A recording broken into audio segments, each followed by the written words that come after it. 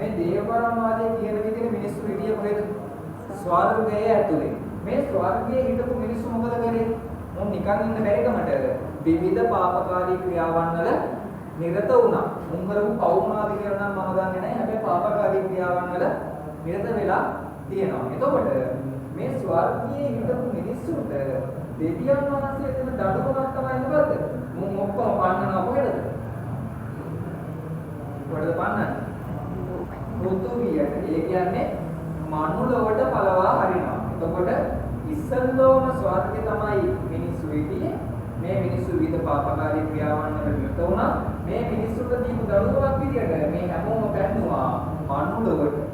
මනුලොවට මේ මිනිස්සුන් පළවා හැටියට පස්සේ උදේ මේ මිනිස්සුන්ව පාලනය කිරීම සඳහා දෙවියන් වහන්සේ මොකද කරන්නේ? බලය දීලා බිහි කර ගන්නවා පාලකේ.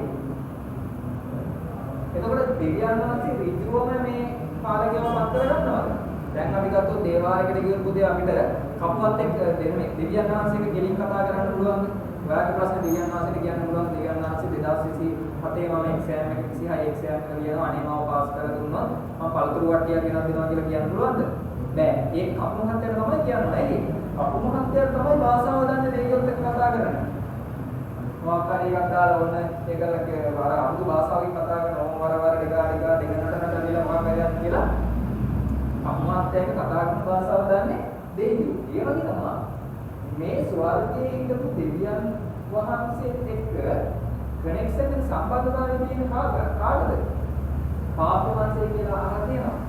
එතකොට මෙන්න මේ පාලකයයි ස්වර්ගයේ ඉන්න දෙවියෝයි සම්බන්ධතාවය පවත්න්නේ එකට යා කරන්නේ කවුද? පාප වහන්සේ විසින්. එතකොට මේ දෙවියෝ දෙලින්ම පාලකයාට බත් දෙන්නේ මේ බලය දෙන්නේ නැහැ. පාප වහන්සේට තමයි මොකද කරන්නේ? බලය ලබා දෙන්නේ. මේ බලය ලබා දුන්නාට පස්සේ ආගමික බලතල විතරක් මෙයාට තියාගෙන දේශපාලන බලතල දෙනවා කාටද? පාලක යාට. එතකොට පුතේ දැන් මෙන්න මේ ක්‍රියාව ඇතුලේ මේ මිනිස්සු කරපු පව් හිතනෙන්ද මේ ස්වර්ගයේ සෙට් එකව පැන්නුවේ මේ ලෝකෙට. එතකොට මේ පාලකයව පත් කරේ කවුද? දෙවියන් වහන්සේ. එතකොට මේ පාලකයා නපුරු රජෙක් වුණොත් ඒකේ වැරද්ද කාගේද? පාලකයාගේ නෙවෙයි. මහ ජනතාවගේ. හේතුව ඇයි?